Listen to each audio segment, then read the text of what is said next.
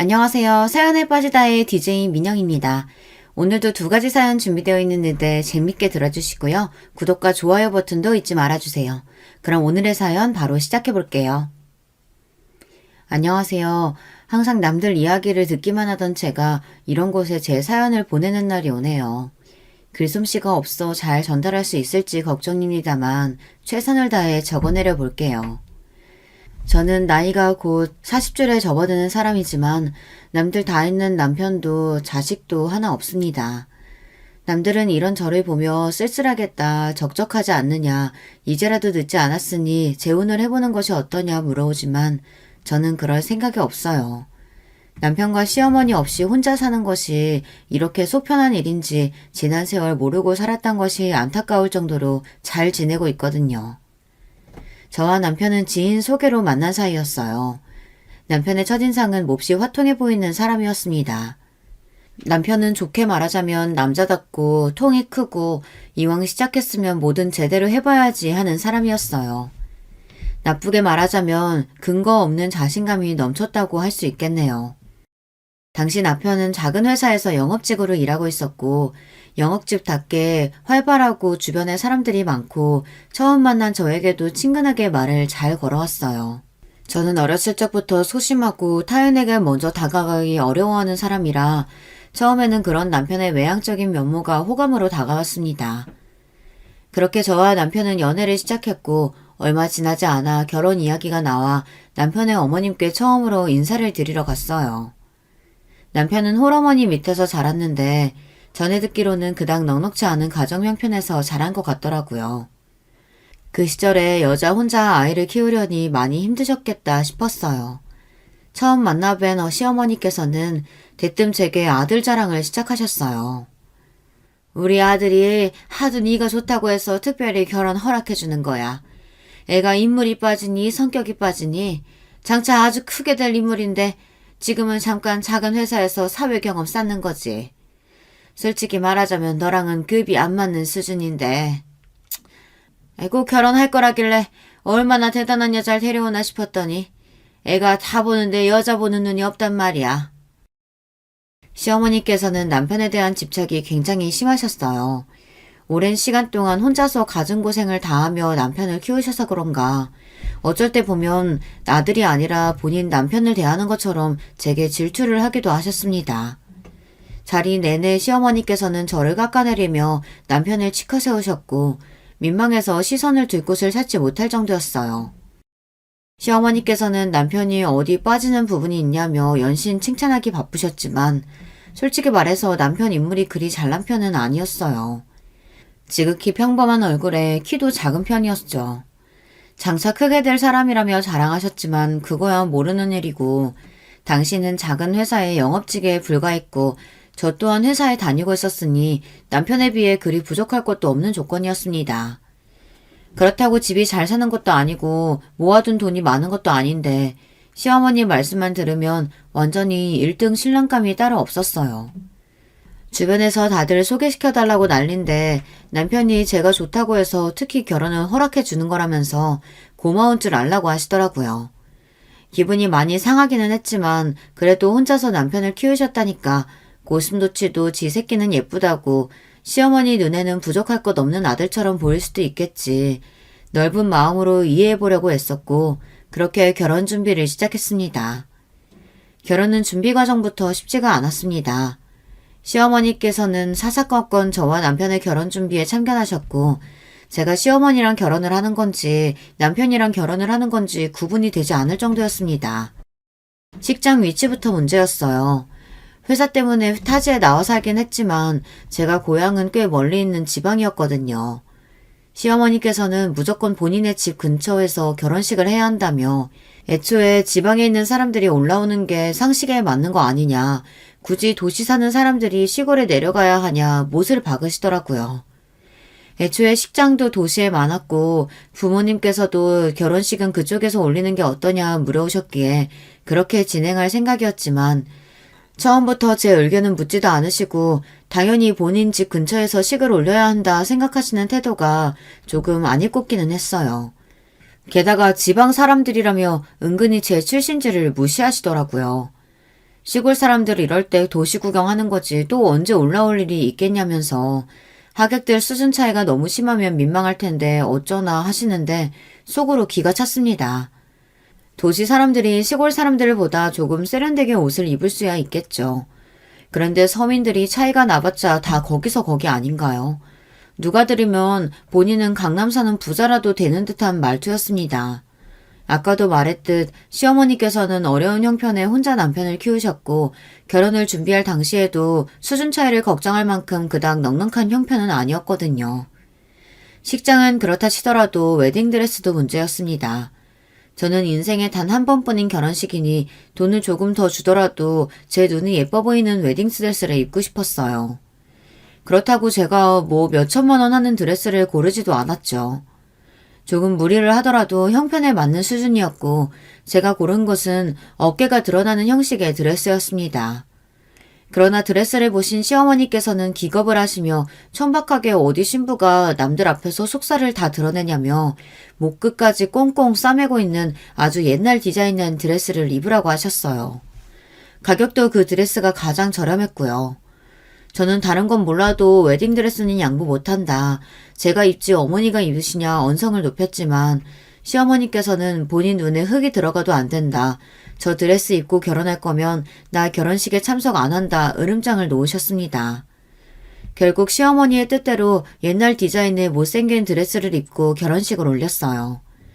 시어머니께서는 신혼여행지도 본인이 정하셨습니다. 그래도 이왕 떠나는 여행 저는 해외로 가고 싶은 마음이 컸어요. 어려운 형편에 이때가 아니면 언제 또 해외여행을 떠나보겠어요. 회사에서 신혼여행이라고 하면 휴가를 길게 주기도 했고 여자라면 누구나 로맨틱한 신혼여행에 대한 로망이 있잖아요.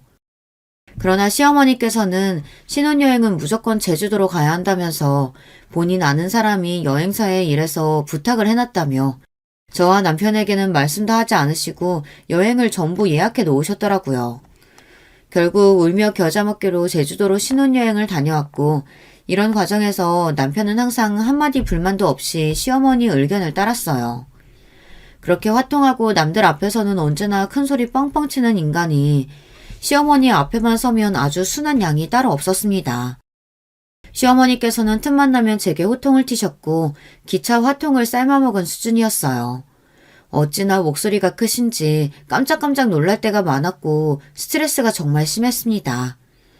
다시 생각해보면 그때 왜 도망가지 않고 남편과 결혼을 감행했는지 모르겠어요. 제 손으로 제 무덤을 파고 들어간 거나 마찬가지였죠. 그때는 남편이 뭐가 그렇게 좋았는지 콩깍지라는 게 참 무서운 거더라고요. 그렇게 어찌어찌 신혼여행을 다녀온 뒤로 저는 시댁에 들어가 시집살이를 시작하게 되었습니다. 원래는 남편이 작은 빌라를 해오기로 했는데 시어머니께서 갑자기 말을 바꾸셨어요. 니네 지금 집 사봤자 어차피 전부 대출이잖아. 월세는 돈 아껴야 되니 안 되고 전세 구해봤자 빌라 수준일 거고 차라리 우리 집에 들어와서 좀 살다가 돈 모이면 제대로 된 아파트로 들어가는 게 낫지 않겠어? 저는 당연히 기겁하며 남편의 옆구리를 찔렀지만 남편은 속도 없이 어머님 말씀이 맞다며 이왕 살 거 빌라보다는 아파트가 낫겠다. 돈이 모일 때까지 시댁에서 살겠다고 하더라고요. 그렇게 강제 시집살이가 시작되었고 당연히 시집살이 내내 스트레스가 정말 심했습니다. 일단 시어머니께서는 제가 다니던 회사를 그만두길 바라셨어요. 본인 아들은 누가 집에서 내조만 제대로 해주면 성공할 인물인데 지금까지 기회가 없어서 빛을 못 보고 있는 거라면서요. 집에서 얌전히 남편 뒷바라지할 여자 만났으면 앞날이 창창했을 텐데 저 같은 여자를 만나서 팔자를 다 망쳤다며 제가 듣는 앞에서 매일같이 투덜대셨어요. 남편이나 저나 회사 다니는 건 똑같은데 항상 저만 새벽부터 일어나 아침밥을 차렸고 빨래며 청소며 집안일은 전부 제 차지였어요. 시어머니께서는 하루 종일 집에 계시면서도 몸이 아프다며 손가락 하나 꼼짝하지 않으셨고 결국 참다 못한 제가 남편에게 왜 맞벌이를 하는데 나한테만 집안일을 다 떠맡기냐 따지자 남편은 본인은 태어나서 집안일을 한 번도 해본 적이 없다며 그런 일은 원래 여자들이 하는 거 아니냐 어렸을 적부터 어머니께서 모든 것을 다 해주셨기에 당연히 그런 줄로만 알았다고 답하더라고요. 참 기가 찼습니다. 요즘 세상에도 이런 왕자님이 다 있구나 싶었어요. 결혼하기 전에 진작 알아봤어야 하는 건데 그때부터 내가 결혼을 잘못했구나 싶긴 하더라고요. 우리 어머니 그동안 나 키우시느라 고생도 많이 하셨고 몸도 아프신데 그러지 말고 네가 집안일 좀 해줘. 저 나이 드시고 요리하고 빨래하고 살림하시는 건 무리잖아. 그래, 100번 양보해서 시어머니께서 살림 안 하시는 건 그렇다 치자. 근데 당신은 뭔데? 그렇게 어머니가 안쓰럽고 죄송스러우면 네가 잘 모셔야지. 왜 효도를 나한테 시켜? 집안일에 여자고 남자고가 어딨어. 뭐 나는 하녀고 당신은 왕자님이라도 된다는 거야, 뭐야? 더 이상은 못 참겠으니까 내일 아침밥은 당신이 차려. 그렇게 다음날 아침밥은 결혼 후 처음으로 남편이 차리게 되었어요.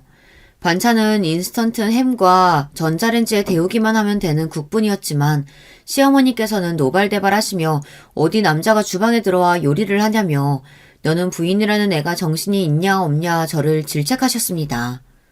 남자가 주방에 드나들면 될 일도 안 된다. 남자 역할이 있고 여자 역할이 있는 건데 얌전히 회사 그만두고 집에서 살림이나 하고 남편 뒷바라지나 할 것이지 어디 하늘 같은 남편에게 네 밥을 차리게 만드냐며 언성을 높이시더라고요. 듣자 하니 너무 억울하고 화가 나서 그렇게 소중한 아들이면 앞으로 어머님께서 아침 차려주시라고 저는 도저히 못하겠다 소리를 빽 지르고는 먼저 출근을 했습니다. 다음날부터 시어머니께서 남편 아침밥을 차려주게 되었고 당연히 제 아침은 준비해주지 않으시더라고요. 애초에 아침밥을 꼬박꼬박 챙겨 먹는 편이 아니었기에 큰 문제는 없었지만 사람이 참 쪼잔하고 좀스럽게 군다 싶었어요. 아침밥 문제는 해결됐지만 그래도 여전히 빨래와 청소 등 남은 집안일은 전부 제 몫이었습니다. 남편은 집안일은 할 줄 모르고 할 생각이 없어 보였고 시어머니께서는 진짜인지는 모르겠지만 몸이 아프시다고 하니 별 수 없었어요. 회사를 다니면서 집안일도 전부 하려니 점점 몸이 지치고 너무 힘들더라고요. 결국 얼마 지나지 않아 회사를 그만두게 되었습니다. 시어머니께서는 제 퇴사 소식에 몹시 기뻐하셨어요. 진작부터 그만두고 집에서 남편 내조나 했어야지. 능력도 안 되는 애가 분수에 안 맞게 남편과 맞먹으려 하니 문제였다며 이제부터라도 정신 차리고 살림 제대로 하라 속을 긁어놓으시더라고요. 회사를 그만두니 시어머니의 구박은 더 본격적이 되었습니다. 제가 조금만 말대꾸를 하면 우리 아들이 벌어온 돈으로 먹고 살면서 어디서 큰 소리를 내냐며 호통을 치셨고 어머니께서 회사 그만두라고 하셨잖아요. 제가 얹혀 살고 싶어서 얹혀 사나요? 회사 다니면서 살림까지 하려니까 너무 힘들어서 그런 거잖아요. 따지고 들면 네가 살림을 얼마나 잘하면 잘했다고 큰 소리냐. 다른 여자들은 회사 다니면서 집안일도 잘하고 내조도 잘만 하더라. 어디서 엄살이냐 언성을 높이셨습니다. 그럼 이제라도 다시 회사 다니겠다. 이런 취급 받으면서 도저히 집에 못 있겠다 하니 어딜 나가려 하냐며 집에서 얌전히 살림하고 내조나 하라고 하시더라고요. 도대체 어느 장단에 맞춰서 춤을 추라는 건지 모를 지경이었습니다. 그 즈음부터 시어머니께서는 제게 아이를 낳아야 한다며 결혼한 지가 한참인데 왜 임신 소식이 없냐 저를 닥달하시기 시작하셨어요. 그러면서 시어머니께서는 무조건 아들을 낳아야 한다며 각종 미신들을 어디서 주워 듣고 오셔서는 저와 남편에게 강요하셨어요. 아침에 눈 뜨자마자 관계를 가져야 한다. 바나나를 많이 먹어야 한다더라. 몸이 차야 한다더라 하면서요. 추워 죽겠는데 집에 난방도 틀지 못하게 하셨고 본인만 전기장판을 틀어놓고 따뜻하게 주무셨어요. 물론 이번에는 남편도 고생이긴 했지만 스트레스가 나뉜다고 사라지지는 않잖아요. 오히려 2배가 될 뿐이었죠. 오랫동안 임신이 되지 않아 남편도 네 몸에 문제 있는 거 아니냐며 저를 탓하기 시작했고 시어머니께서는 살림도 제대로 못하고 돈도 못 벌어오는데 애까지 못 가진다며 아주 쓸모없는 년이라 저를 욕하셨어요. 애를 가지려면 며칠 참았다가 그 기운 모아서 관계 가져야 된다니까? 내가 그 방법으로 둘째 한 번에 임신했잖아. 새댁은 아직 젊으니까 곧 애 들어설 거야. 너무 걱정하지 말고 마음 편하게 가져. 일을 그만둔 후로 저는 아파트 분여회 활동을 시작했는데 그곳에서 만난 아주머니 분들은 임신으로 스트레스를 받는 제게 임신에 관한 여러 가지 미신들을 알려주셨습니다. 제가 부녀회에서 가장 나이가 어렸기에 아주머니 분들은 저를 세댁세댁 하시며 살뜰하게 챙겨주셨어요. 부녀회원분들의 미신 덕분인지 몰라도 얼마 지나지 않아 아이가 들어서게 되었고 임신하고 난 뒤로 시어머니의 참견은 더더욱 심해졌습니다. 임신했다고 하루 종일 앉아있으면 안 된다. 그러면 애가 멍청해진다더라 하시며 억지로 저를 밖으로 내모셨고 임신 초기에 심한 입덧으로 고생하면서도 매일같이 산책을 했어요. 남들은 임신 중기면 다들 입덧이 괜찮아진다는데 저는 꽤 오래 고생을 했습니다. 그렇게 좋아하던 고기는 냄새만 맡아도 구역질이 나고 넘길 수 있는 것은 상큼한 과일뿐이었어요. 임신하면 신 것을 잘 먹게 된다는 말이 괜히 있는 말이 아니더라고요. 신맛이 나지 않는 것들은 음식 특유의 향 때문에 도저히 먹을 마음이 들지를 않았습니다. 그러나 시어머니께서는 그런 제게 막무가내로 음식을 먹이려고 하셨어요. 누가 너 좋으라고 이러는 줄 아느냐. 네가 안 먹으면 뱃속에 있는 우리 아들 핏줄도 굽는 거 아니냐. 엄마가 되어서는 억지로라도 뭘 먹어야지 왜 그렇게 책임감 없이 구냐며 저를 질책하셨습니다. 매일 억지로 식사를 하느라 밥을 먹다가도 구토가 올라와 화장실에 뛰어가기 일쑤였고 하루 종일 속이 울렁거리고 헛구역질을 달고 살았어요. 먹고 싶지 않은 것들을 억지로 쑤셔 넣으려고 하니 입맛은 날이 갈수록 없어졌고 남들은 임신하면 살이 찐다는데 저는 오히려 살이 3kg 정도 빠졌습니다. 부녀의 아주머니들은 안 그래도 마른 사람이 임신하고 나서 살이 더 빠졌다며 힘든 것 있으면 말하라 시어머니보다도 더 저를 챙겨주셨어요. 엄마가 먼저지 애가 먼저냐면서 일단 엄마가 건강하고 행복해야 아이도 건강하게 나오는 거다. 시어머니가 뭐라고 구박을 하시든 한 귀로 듣고 한 귀로 흘려라며 등을 토닥여 주시는데 그게 참 뭐라고 참 위로가 되었던 것 같아요. 그렇게 임신 말기에 접어들던 어느 날이었습니다. 배는 눈에 띄게 커졌고 걷기가 불편할 정도였지만 시어머니께서는 여전히 매일같이 저를 밖으로 내몰았어요. 배가 불러올수록 몸을 움직여야 하는 거라면서 그날은 눈이 펑펑 왔는데도 몸이 아프다는 제 등을 떠미시더라고요. 어쩔 수 없이 잠깐만 걷다 와야겠다 생각으로 아파트 주변을 돌고 있는데 아랫배에 갑작스러운 통증이 찾아왔습니다. 이전에도 몇 번 하혈을 하고 심한 복통을 겪었던 적이 있었기에 덜컥 겁이 났어요. 다리 사이에 미지근한 액체가 흐르는 느낌이 들었고 그대로 자리에 쓰러지고 말았습니다. 눈을 뜨니 병원이었어요. 무려 3일을 내리 기절해 있었다고 했습니다. 제가 글 서두에 남편도 자식도 없는 사람이라고 이야기했었죠. 저와 남편의 아이는 그렇게 빛 한 번 보지 못하고 세상을 떠났습니다. 아파트 산책로에 쓰러져 있던 저를 발견해 병원으로 데려다 주신 분은 다름 아닌 옆집 아주머니였어요. 아주머니께서는 부녀회장으로 평소에도 저를 잘 챙겨주시던 분이었습니다. 어느 정도 몸을 회복하고 감사 인사를 드리러 가자 아주머니께서는 당연히 해야 할 일을 한 것뿐이라며 몸은 좀 괜찮냐고 물어보시더라고요. 알고 보니 아주머니께서도 젊은 시절 유산을 경험했던 경험이 있으시다고 했습니다. 아주머니께서는 남편분과 둘이서 지내고 계셨는데 유산을 겪은 후 아들 한 명을 낳았지만 아들이 7살 때 교통사고로 세상을 떠났다고 했어요. 그 뒤로 아이를 낳지 않고 남편분과 둘이서 살아왔고 지금은 아이들을 잃은 상처가 깊게 남아있다고 하셨습니다. 그래서 누구보다 세댁의 아픔을 잘 알고 있다며 유산과 출산은 후유증이 크게 다르지 않다. 세댁은 배도 많이 부른 상태에서 아이를 잃었기에 더더욱 후유증이 심할 거다. 배가 안 고파도 뭐라도 챙겨 먹고 긍정적으로 생각해야 한다. 저에게 피가 되고 살이 되는 충고들을 해주셨고 무엇보다 중요한 것은 아이를 잃은 것이 절대 제 탓이 아니라는 사실이라고 하셨습니다. 아주머니께서는 유산을 하셨을 때 몹시 심하게 자책을 하셨다고 합니다. 주변 사람들도 안타깝다고 하면서도 그렇게 몸가짐을 좀 조심히 하지 네가 뭔가 잘못을 해서 아이를 잃은 것 아니냐 은근히 아주머니 탓을 했고 덕분에 아주 오랫동안 아이를 떠나보내지 못하고 두 번째 임신을 하기까지 긴 시간이 필요했다고 하더라고요. 아주머니께서는 유산은 엄마의 잘못 때문에 일어나는 일이 아니라며 주변에서 누가 뭐라고 하든 스스로를 깎아내릴 필요 없다. 몸조리 잘해라 저를 위로해 주셨습니다. 그렇지 않아도 아이를 잃은 뒤로 시어머니께서는 제게 도대체 몸 관리를 어떻게 했으면 다 커가던 애한테 문제가 생기냐며 도대체 너란 애는 쓸모가 뭐냐며 구박을 하셨고 남편과의 사이도 많이 소원해진 차였어요.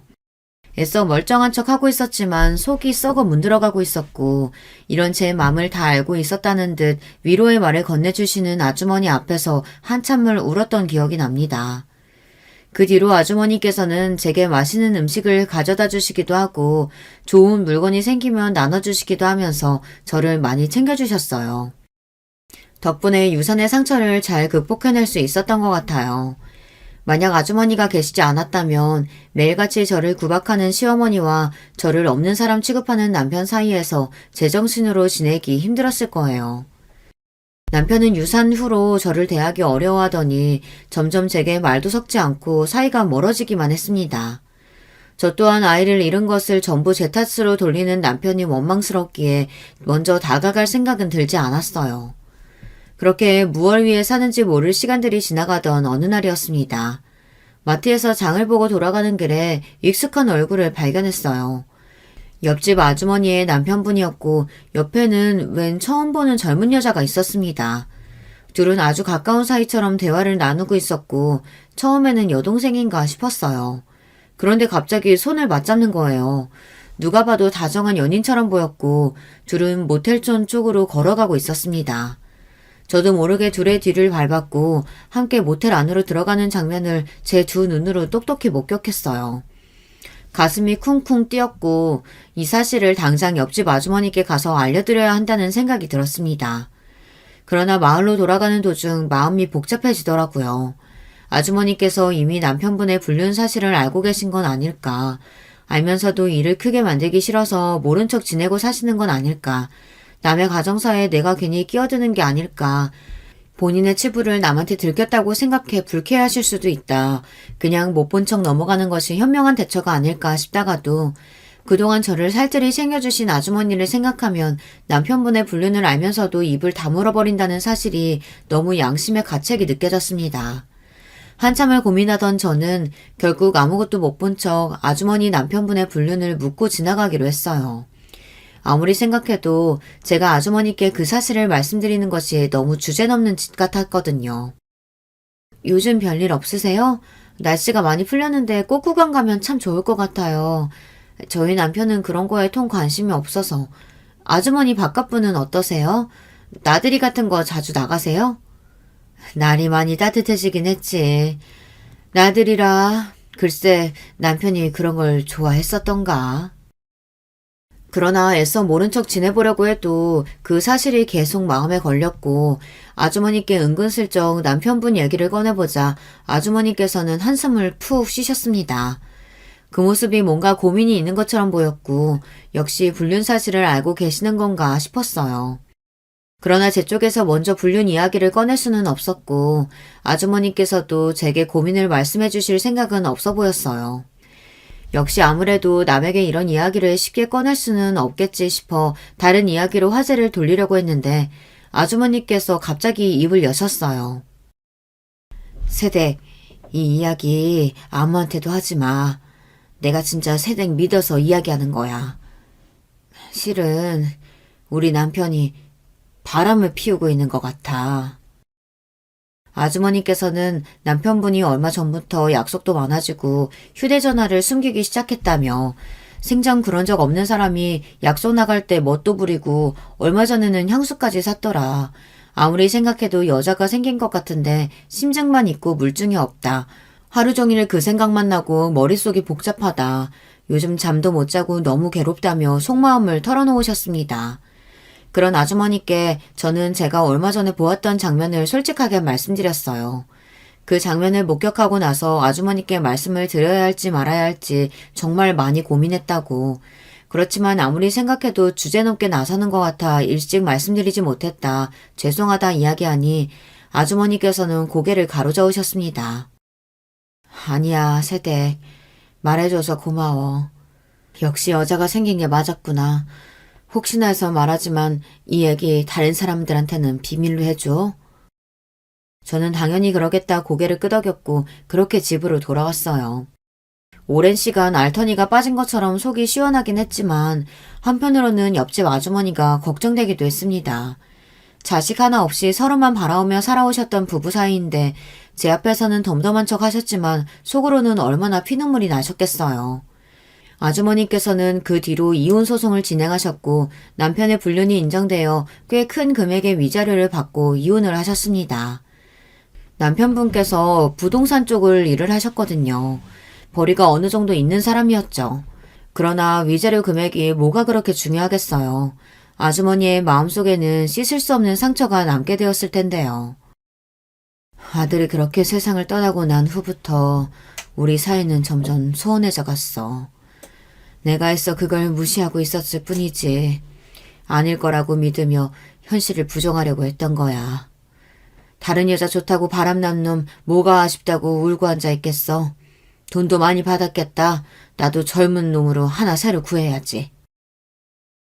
아주머니께서는 아무렇지도 않은 척 화통하게 말씀하셨지만 저는 그 안에 숨어있는 슬픔과 상처를 볼 수 있었습니다. 아주머니께서는 저희 친정어머니와 성격이 참 비슷하셨거든요. 저희 어머니는 시장에서 반찬 가게를 하시는 분이었고 장사하는 사람들이 다 그렇듯 성격이 걸걸하신 편이었어요. 목소리 크고 남들 앞에서 기죽지 않고 능청스럽고 뻔뻔하게 손님들한테 말도 붙이시고요. 항상 본인보다 주변 사람들을 먼저 챙기시는 분이었고 다정하고 친절한 성격은 아니었지만 어머니 주변에는 언제나 사람들로 붐볐어요. 옆집 아주머니께서도 얼핏 보면 툭툭 쏘는 말투에 까칠하다 느껴질 수 있는 성격이었지만 본인 사람들은 살뜰하게 잘 챙겨주시는 분이었고 어딜 가나 모임의 중심이 되시는 분이었습니다. 부녀회장 자리도 본인이 원하시기보다는 남들이 원해서 맡게 되었다고 하시더라고요. 남들이 보기에는 언제나 씩씩하고 혼자서도 아무 문제 없이 험한 일들을 잘 헤쳐나갈 만한 사람으로 느껴지겠지만 알고 보면 속은 참 여린 분이었어요. 저는 그런 아주머니께 괜찮으신 척해도 힘드신 거 다 안다. 평생을 믿고 산 남편에게 배신당한 거나 마찬가지인데 어떻게 속에서 열불이 안 나겠냐. 우리 어머니께서도 아주머니랑 참 비슷하신 분이셨다. 언제나 제 앞에서 강한 모습만 보이셨기에 어머니는 울 줄도 모르는 줄 알았다. 그런데 제 결혼식에서 소녀처럼 펑펑 우시더라. 제 앞에서는 편하게 계셔도 괜찮다 말씀드리자 아주머니께서는 거짓말처럼 눈물을 쏟아내셨어요. 그 모습을 보니 저희 어머니가 많이 생각나더라고요. 그렇게 한참을 아주머니를 위로해드렸습니다. 그 일이 있은 뒤로 저와 아주머니 사이는 전보다 훨씬 더 돈독해졌어요. 그즘 저희 남편은 멀쩡히 다니던 회사를 그만두고 갑자기 사업을 하겠다고 설치기 시작했어요. 제가 무슨 사업이냐며 자본금은 있냐, 무슨 장사를 할 거냐 염려 가득한 목소리를 묻자 남편은 넌 뭣도 모르면서 바로 초부터 치려고 하냐며 짜증을 내더라고요. 알고 지내던 친한 친구가 정말 좋은 사업 아이템이 있다고 소개시켜 주었고 남편이 보기에도 꽤 괜찮은 물건인 것 같아 이참에 회사를 때려치우고 사업에 뛰어들어 보겠다며 큰 소리를 떵떵 쳤습니다. 시어머니께서는 애초에 너는 그런 작은 회사에 만족할 만한 인물이 아니었다며 진작 회사를 나와 사업을 했어야 했다. 집에 여자가 잘 들어왔으면 예전부터 잘 풀렸을 일인데 저 때문에 앞길이 막혔다가 이제야 뭔가 풀리려고 하나 보다며 남편의 등을 떠밀었어요. 결국 남편은 회사를 그만두고 본격적으로 사업을 벌이기 시작했습니다. 남편이 소개받은 사업 아이템은 다름 아닌 다이어트 식품 소화 효소였어요. 저는 잘 모르지만 무슨 식약청이며 FDA에서 승인을 받았다며 시중에 널려있는 저가의 물품들과는 차원이 다른 상품이라며 무조건 잘 팔릴 수밖에 없다 자신만만해 하더라고요. 솔직히 제가 보기에는 다른 제품들이랑 뭐가 그렇게 다른가 싶었지만 남편은 두고 보라며 큰 소리였고 아파트 앞에 간이 상담소를 차려서 아파트 주부들을 대상으로 먼저 기반을 다지겠다고 했습니다. 원래 주부들이란 다이어트와 할인에 사족을 못 쓰는 법이라며 오픈 기념으로 우리 아파트에 사는 사람들에게만 특별 할인가로 판매한다고 하면 아마 장사가 잘 될 거라고 하더라고요. 그렇게 계획대로 사업을 시작하려는데 제가 염려했던 부분에서 일이 터졌습니다. 1차 물량을 떼오려는데 생각보다 돈이 많이 들었어요. 남편은 지난 세월 모아왔던 돈을 전부 털었지만 그래도 한참이 모자랐습니다. 돈도 없으면서 무슨 사업을 시작하겠다고 설쳤냐. 성공할지 실패할지 모르니 처음에는 조금 규모를 작게 시작하자. 이렇게 무턱대고 물건을 많이 사들여놨다가 하나도 팔리지 않으면 어떡할 거냐 남편을 타박했고 남편은 그런 제게 언성을 높였습니다. 아니 우리 아파트에 사는 주부들만 해도 몇 명인데 이 정도는 당연히 해야 하는 거 아니야? 시작은 이 아파트지만 앞으로 점점 범위를 넓혀서 나중에는 전국적으로 유통시켜서 팔 건데 쥐꼬리만큼으로 시작해서 어느 세월에 성장해. 그러지 말고 네가 장모님한테 말 좀 해주라. 장모님 반찬 가게 장사 잘 되잖아. 어느 정도 투자할 만한 돈은 있으실 거 아니야. 남편의 말에 저는 몹시 당황해하며 내 돈도 아니고 우리 어머니 돈을 어떻게 함부로 투자하라고 하냐. 당신은 뭘 믿고 그렇게 큰 돈을 내주겠냐 답했어요. 그런 제게 남편은 무조건 성공할 거라며 사업이 실패하더라도 원금은 꼭 돌려줄 테니 이번 한 번만 믿고 도와달라 사정사정을 하더라고요. 유산 후 대면대면하게 지내왔던 남편이 오랜만에 제 손을 꼭 잡으며 부탁해오는 모습에 마음이 약해졌어요. 결국 별로 내키지는 않았지만 어머니께 연락을 드려 자본금을 빌려왔습니다. 마침 어머니께서 가게 확장을 위해 모아놓으신 돈이 조금 있었고 사업이 망한다고 해도 원금은 보장해준다니까 어느 정도 아니란 마음도 있었죠. 그렇게 남편은 야심차게 사업을 시작했고 간이 상담소에서 하루 종일 아파트 주부들을 상대로 물건을 팔았어요. 폭삭 망하지 않을까 걱정했던 제 예상과는 다르게 생각보다 상담소는 손님들로 붐볐어요. 며칠이 지나자 완전히 문전성시였습니다. 시중에 판매되는 효소들보다 꽤나 비싼 가격이었는데도 오픈 기념으로 아파트 사람들에게만 싸게 판다고 하니 입소문이 나서 너도 나도 사러 오는 것 같았어요. 생각보다 훨씬 일찍 준비했던 1차 물량이 모두 팔렸고 남편은 이럴 줄 알았다며 2차 주문을 넣고 상담소를 주변의 다른 아파트까지 늘리겠다고 했습니다. 시어머니께서는 이제야 뭔가 좀 제대로 풀리려나 보다 하고 몹시 기뻐하셨지만 저는 걱정이 먼저 들었어요. 너무 급하게 규모를 늘리려 하는 게 아니냐며 조금 더 천천히 두고 고민을 해보라 말했지만 시어머니께서는 초치는 소리 한다며 그렇지 않아도 지금까지 저 때문에 남편 일이 안 풀렸던 건데 나서지 말고 가만히 있으라 윽박을 지르셨습니다. 결국 그렇게 2차 주문까지 완료했고 주변 아파트에도 입소문이 난 건지 2차 주문까지 빠른 시간 안에 완판이 되었어요. 남편은 이제 임시 상담소 말고 근처 상가에 제대로 된 사무실을 마련하겠다 말했고 2번의 성공이 있긴 했지만 저는 여전히 불안한 마음이 컸습니다. 그냥 물건 떼와서 적당히 파는 것과 제대로 사무실 차려서 사업하는 건 다른 일이라고 법인이며 이것저것 제대로 알아보고 하는 거냐 남편에게 묻자 남편은 몹시 짜증을 내면서 그만 좀 나서라 집에서 살림만 하는 애가 도대체 뭘 한다고 자꾸 참견이냐 화를 냈습니다. 당신 사업 어떻게 시작했는지 잊었어? 우리 친정에서 자본금 투자해준 거잖아. 투자자로서 이 정도 얘기는 할 수 있는 거 아니야? 겨우 그 코딱지만한 돈 가지고 그렇게 유세냐? 앞으로 사업 승승장구해서 잘 될 일만 남았는데 왜 자꾸 딴지 걸고 초를 치려들어? 그냥 좀 얌전히 따라주면 안 돼? 빌려갈 땐 설설 기면서 비위 맞추느라 바쁘더니 화장실 들어갈 때 다르고 나올 때 다르다는 말이 딱 맞더라고요.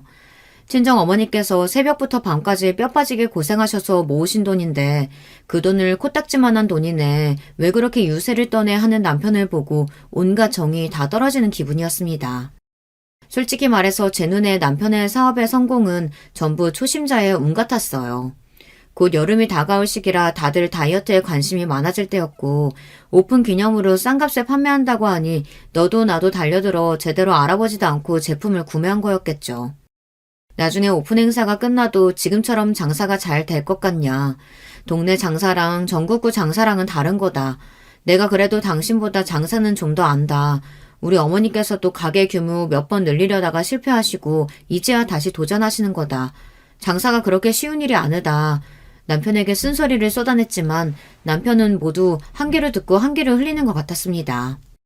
남편은 겨우 반찬가게 장사랑 내가 하는 사업이 비교나 되겠냐며 원래 남자가 한번 칼을 뽑았으면 무라도 썰어야 하는 법이라고 암탉이 울면 집이 망한다고 했다. 내가 알아서 잘할 테니 제발 참견 그만하고 나서지 말라 못을 박았습니다. 그렇게 남편은 상가 건물 계약을 했고 어디서 돈이 났냐 물어보니 그건 알아서 뭐하게 묻더라고요. 설마 대출이라도 받았냐 했더니 남편은 원래 사업에는 어느 정도 모험이 필요한 법이라고 흐름을 탔을 때 제대로 판을 벌려야지 너처럼 소심하게 고민하다가는 때를 놓치는 거다 기고만장하게 굴었습니다. 시어머니께서도 남편 말이 다 맞다며 제가 뭘 알겠냐 이래서 결혼을 반대했던 거다. 쟤 때문에 잘 될 일도 다 안 풀린다느니 재수가 없다느니 전과는 비교도 되지 않은 막말을 쏟아내셨어요. 예전 같았으면 저도 참지 않고 맞받아치며 싸웠을 테지만 아이를 잃은 후로 저는 더 이상 그럴 만한 기력도 의지도 없었고 그래 다 내 잘못이겠거니 허탈한 마음으로 입을 다물게 되었습니다. 세댁, 혹시 남편이랑 무슨 일 있어? 세댁 남편 저번 주말에 식당에서 어떤 여자랑 단둘이 밥 먹고 있던데 분위기가 심상치가 않더라고. 내가 고민하다가 말해주는 거야. 그러던 어느 날이었어요. 부녀의 모임 자리에서 한 아주머니가 제게 기니 할 말이 있다며 저를 따로 불러내셨고 저번 주말에 번화가에 있는 식당에서 남편과 낯선 여자가 함께 식사하는 모습을 봤다는 이야기였습니다. 너무나 놀랐지만 애써 아무렇지도 않은 척 말해주셔서 감사하다며 남편과 이야기해보겠다고 돌아섰고 머릿속에서는 온갖 생각이 들었어요. 남편이 바람을 피고 있나? 서로 사이가 소원해진 지 오래되기는 했지만 설마 다른 여자가 생겼을 거라는 생각은 해본 적이 없었는데 게다가 요즘 사업한다고 바쁜 사람이 여자 만날 시간이 어디 있겠어. 사업 도와주시는 분이겠지. 아무리 좋은 쪽으로 생각하려고 해도 쉽게 되지 않았고 결국 그날 밤 저는 남편에게 낮에 전해 들은 이야기를 꺼냈어요. 당신 저번 주말에 식당에서 여자랑 단둘이 식사한 적 있냐면서요. 어떻게 알았어? 내 뒷조사라도 하고 다니는 거야? 뒷조사라니 내가 그런 걸 왜 해. 가만히 있어도 내 귀로 소식이 다 들려오는 걸. 그 여자 누구야? 진짜 바람이라도 난 거야? 무슨 바람은 바람이야. 입 조심해. 그냥 선 본 거야, 선. 뭐? 선을 봤다고? 어머니가 하도 성화하길래 그냥 한번 나가서 밥 한번 먹은 거라고. 네가 걱정할 만할 일 아무것도 없어. 너 울부증 아니냐? 다른 여자랑 밥 한 끼 했다고 남편을 이렇게 쥐잡듯이 잡아? 너란 여자 진짜 질린다 질려. 알고 보니 시어머니께서 남편에게 선자리를 주선하신 것이었어요. 정말 기가 막히고 코가 막힐 노릇 아닌가요? 멀쩡히 아내가 있는 유부남이 선을 보러 나간다니요. 그래놓고도 남편은 적반하장으로 저를 울부증으로 몰아가며 화를 냈습니다. 어머니가 하도 성하셔서 그냥 나가서 밥 한 끼 먹은 게 다라고 그 뒤로 만난 적도 없다면서요. 근데 이제 보니 만나서 잘해볼 걸 그랬다고 너 같은 여자 뭐가 좋다고 내가 계속 같이 살아야 할지 도무지 모르겠다며 제게 성을 냈습니다. 상대 여자는 을사 집안 딸이었고 저보다 나이도 훨씬 어리다고 했어요. 시어머니께서 어디서 그런 선상대를 구해오신 것인진 모르겠지만 생각할수록 어이가 없었습니다. 어머니, 정말 너무하신 거 아니에요? 제가 이렇게 멀쩡히 남편 곁에 있는데 선이라뇨. 상대 여자도 남편 유부남인 거 알고 나온 거예요? 그래, 알고 나왔다. 곧 이혼할 거라고 말했어. 실제로도 그렇게 될 거고. 넌 뭐가 그렇게 잘났다고 아까부터 시애미한테 눈을 똑바로 뜨고 따박따박 따지고 드냐? 막말로 네가 이 집에서 무슨 역할을 하고 있는데 살림을 잘하기를 해, 내조를 똑바로 하기를 해. 그렇다고 애기를 낳았어. 밥만 축내는 너 같은 년 앞으로도 데리고 살아줄 생각 없다. 앞으로 사업 잘 풀려서 잘 나갈 일만 남았는데 우리 아들도 수준에 맞는 여자를 만나야지. 군소리 말고 이혼 서류에 도장 찍어라. 제가 뭘 잘못했다고 이혼을 해야 돼요? 전 못해요. 억울해서라도 안 해요. 남편도 시어머니를 거들며 너하고는 사사건건 부딪히고 도저히 스트레스 받아서 못 살겠다며 이혼하지 않으면 어머니께서 투자하신 돈을 돌려주지 않겠다 으름장을 놓았고 사용증 하나 써주지 않고 쉽게 돈을 건네주었던 과거의 제가 몹시 후회스러웠어요. 남편은 구질구질하게 굴지 말고 굳이 서로 얼굴 붉히지 말자며 이혼만 해주면 원금 그대로 바로 돌려줄 테니 도장을 찍으라 독촉했고 결국 저는 그렇게 길었던 결혼 생활에 마침표를 찍게 되었습니다. 젊은 시절을 모두 보냈던 아파트를 떠나게 되니 마음이 참 허했어요. 이곳에 들어올 때까지만 해도 남편과 핑크빛 미래를 꿈꿨었는데 참 부질없는 세월이었구나 싶더라고요. 아파트를 떠나기 전 그동안 저를 챙겨주신 부녀의 아주머님들의 댁을 일일이 찾아다니며 인사를 드렸고 마지막으로 부녀 회장이신 옆집 아주머니 댁의 문을 두드렸습니다.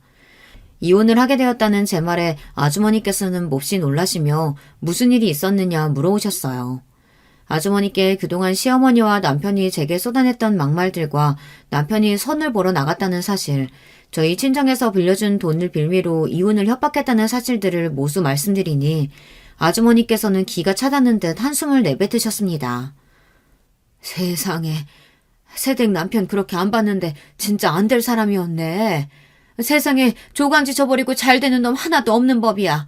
새댁, 걱정하지 마. 내가 복수해줄게. 네? 그게 무슨 말씀이세요? 마음은 감사한데 어떻게 복수를 하겠어요? 새댁이 저번에 남편 사업 시작했을 때 나한테 얘기했었잖아. 간이 상담소며 뭐며 아파트 주부들 상대로 물건 팔 거라고. 그래서 내가 부녀에 얘기 좀 해놨었어. 많이들 사달라고. 다 새댁 잘 되라고 한 일이었는데 알고 보니 그런 속사정이 있었을 줄이야. 새댁은 걱정하지 말고 투자한 돈이나 잘 받아내. 앞으로 쫄딱 망하게 해줄 테니까. 아주머니께서는 그렇게 장담하셨지만 솔직히 그런 일이 가능할 거라고는 생각하지 않았어요.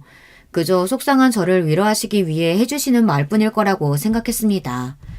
얼마 지나지 않아 남편은 정말 투자금을 원금 그대로 다시 돌려줬고 이 돈은 또 어디서 난 거냐, 사무실 마련하느라 돈 부족하다고 하지 않았냐 물으니 어차피 앞으로도 쭉쭉 잘 풀릴 텐데 대출을 있는 대로 받아서 물류도 잔뜩 주문하고 사업 규모를 더 늘릴 생각이라고 하더라고요.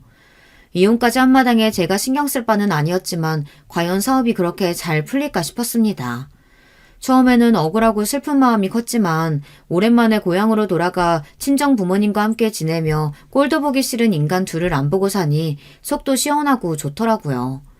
내가 그동안 왜 그런 대우를 받으며 꾸역꾸역 참고 살았나 싶기도 했고요. 새벽부터 장사를 나가시는 어머니를 도와 가게를 보기도 하고 함께 재료를 준비하기도 하며 남편 없는 일상에 차차 적응하던 중이었어요. 제발 우리 좀 도와다오. 내가 잘못했다. 이러다가 네 남편 진짜 죽게 생겼어. 네? 어머니, 갑자기 그게 무슨 말씀이세요? 갑작스러운 시어머니의 전화에 어안이 벙벙했어요. 갑자기 남편이 죽게 생겼다니 무슨 일인가 싶었죠. 급하게 시댁에 찾아가니 남편은 대낮부터 술에 진탕 취해 뻗어 있었고 집안은 난장판이 되어 있었습니다. 도대체 이게 무슨 난리인가 싶어 시어머니께 무슨 일이 있었냐고 물어보니 요 며칠 동안 남편의 사업이 정말로 완전히 쫄딱 망했다고 하더라고요. 그동안 받았던 주문들의 3분의 2 이상이 반품 신청이 들어왔고 부녀회장, 그러니까 옆집 아주머니께서 임시 상담소가 아파트 단지 내 분위기를 해친다며 철거를 요청했다고 했습니다. 게다가 부녀회장이 사람들 다 보는 앞에서 이 효소 성분이 좀 이상한 것 같다고, 제대로 된 다이어트 제품도 아닌데 아파트 사람들 등쳐먹으려 속여 파는 것 같다 이야기를 꺼내 제품 이미지도 완전 엉망이 되었다고 했어요. 신규 주문도 전혀 들어오질 않았고 새로 신청한 물량은 이미 창고에 배달되어 쌓여 있는데 너무나 갑작스러운 일들에 남편은 해결 방법을 찾지 못하고 술독에 빠져 지냈던 것이었습니다. 남편은 술에 취해 집안 물건을 다 던지고 부수며 어머니 때문에 저와 이혼해서 이런 사단이 난 거라고 전부 다 어머니 때문이라 소리를 질렀다고 했습니다. 너 부녀회장이랑 꽤 가까운 사이였잖아. 그 여자가 갑자기 왜 그러는 거니? 설마 진짜 너랑 이혼했다고 우리한테 복수하는 거야? 이제야 사업 좀 제대로 풀리기 시작했는데 제발 이러지 마라. 네가 가서 그 여자한테 얘기 좀 잘 해줘. 제가 왜요? 제가 이 사업이랑 무슨 관련이 있다고요? 남편이나 어머니나 저랑 이제 아무 사이도 아니잖아요. 그래도 우리 같이 보낸 세월이 있잖니. 제발 도와주렴. 너 없으니까 집안 꼴도 엉망이고 내가 정말 잘못 생각했던 것 같다. 그렇게 매정하게 저를 쫓아낼 때는 언제고 상황이 변하니 180도로 달라진 태도로 도와달라 돌아오라 매달리는 시어머니를 보니 참 기가 차더라고요. 여자 하나 잘못 들여서 집 망했다고 하실 땐 언제고 이제 와서 이러세요? 전 다시는 남편하고 재결합할 생각 없어요. 남편 사업이 망하든 말든 제 알 바 아니니까 알아서 잘 해결해보세요. 그렇게 능력 있는 아들이 그런 문제 하나 해결 못하겠어요? 대낮부터 술에 취해서 드러누워있는 모습이 참 대견스럽기도 하네요. 다 어머니께서 잘못 키우신 거예요. 능력은 쥐뿔도 없는 사람이 뭐라도 된 것 마냥 키우셨으니 지가 잘난 줄 알고 깝치다가 빚더미에 오른 거죠. 다 자업자득이에요. 아무튼 저는 더 이상 이 사업에 관련되기도 싫고 신경 쓰기도 싫으니 다시는 연락하지 마세요. 그렇게 저는 시어머니를 뿌리치고 아파트를 빠져나왔습니다. 며칠 전 시댁에서 비참하게 쫓겨날 때와는 완전히 다른 기분이었어요. 이 모든 일들이 전부 다 아주머니 덕이었고 비싼 과일 세트를 사들고 얼마 뒤 아주머니 댁을 찾아갔습니다. 아주머니께서는 뭘 이런 걸 다 사왔냐며 원래 그런 나쁜 놈들은 벌을 받아야 하는 거다. 그리고 그 효소는 진짜 제대로 된 상품이 아니었다며 중국산 싸구려 제품을 패키지만 바꿔 유럽산으로 속여 팔았던 것이라고 하더라고요. 물론 남편도 속은 거였겠지만 어찌됐든 사람들은 남편 말만 믿고 물건을 샀으니 책임은 모두 남편에게 있었습니다. 얼마 지나지 않아 남편의 간이 상담소들은 모두 철거되었고 간판만 달려있는 남편의 상가 건물 사무실도 한참 동안 텅 비어있다가 결국은 안에 있던 가구들도 모두 치웠더라고요. 남편과 시어머니는 이사를 나갔다고 했고 아마도 더 좁고 작은 집으로 옮겨야 했던 거겠죠. 어마어마한 빚더미에 앉아 앞으로 삶이 막막할 테니까요. 그 일이 있은 뒤로 저는 아주머니와 둘도 없는 사이가 되었어요. 저나 아주머니나 둘 다 남편도 없고 자식도 없는 처지에 쿵짝이 아주 잘 맞아요. 둘이 함께 맛있는 것도 먹으러 다니고 좋은 것도 보러 다니며 잘 놀고 있습니다. 남편에게 유일하게 고마운 것 하나 있다면 아주머니를 만나게 해줬다는 점이에요. 어머니께서는 지금도 종종 손주를 못 보게 된 것을 섭섭해 하시긴 하지만 다시 결혼하라는 얘기는 절대 입에 올리시지 않습니다. 저도 이제 결혼이라면 완전히 학을 뗐어요. 새로운 남자를 만나고 싶지도 않고 남편과 함께 지냈던 그 시절도 전혀 그립지 않습니다. 누구의 간섭도 구박도 없이 저 혼자 원하는 대로 살아가고 있는 지금이 너무나 행복해요. 참 오랜 세월 동안 제 자신에게 미안한 짓을 하며 살아왔던 것 같아요. 조금 늦긴 했지만 이제라도 온전히 저를 위한 삶을 살아보고 싶습니다. 누구 부인, 누구 며느리가 아닌 제 이름 석자로 당당히 평생 살아갈 거예요. 여러분들도 언제나 남을 위한 삶이 아니라 스스로를 위한 삶을 사실 수 있기를 바랄게요. 제 사연 들어주신 모든 분들께 감사드립니다. 여러분, 두 번째 사연 시작하기 전에 좋아요, 구독 꼭 눌러주실 거죠? 그럼 두 번째 사연 바로 시작합니다. 안녕하세요. 매일마다 사연 전해주시느라 그리고 또 들으시느라 모두 재미있는 수고들 하십니다. 여태까지 그걸 누리기만 한 애청자로서 제 얘기를 보내는 것으로 그 값을 치러볼까 해요. 저는 결혼하고 나이가 꽤 먹을 대로 먹어서 손주 자식들도 본 여자고요. 남편이 저보다 5살 연상이었어요. 그리고 남편이 6남매 중에서 무려 막내였거든요. 2남 4녀 집안이었는데 참 신기하게 첫째와 막내만 아들이고 가운데 넷이 딸이라서 남편이 유독 어리광을 피우며 자라났다고 합니다.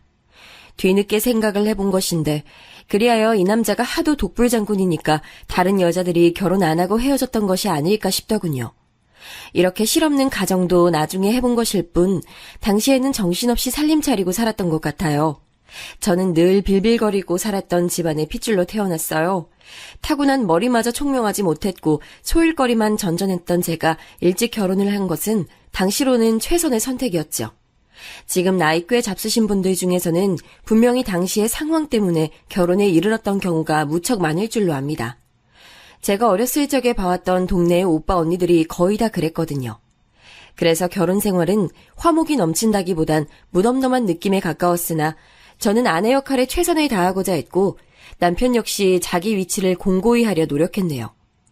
남편은 원래 부품 생산업체에서 일을 하던 사람이었는데 저와 결혼 후에 벌이를 늘리려 궁리를 하다가 지인과 의기투합하여 작은 공장을 차렸어요. 그런데 제가 거론을 드렸습니다만 남편이 독불장군 같은 면모가 강했거든요. 그러니 동업이라는 게 체질에 안 맞았을 거예요. 결국 남편이 독자 노선을 선언했고 그 후에 자기만의 공장을 차렸습니다. 이건 역시도 아주 아담한 규모일 수밖에 없었고요. 이후에 무리하게 규모를 확장하게 됐는데 그 계기는 잠시 후에 알려드리도록 할게요. 참고로 저는 부끄러운 대목이지만 남편의 공장 일에 대해 잘 몰랐어요.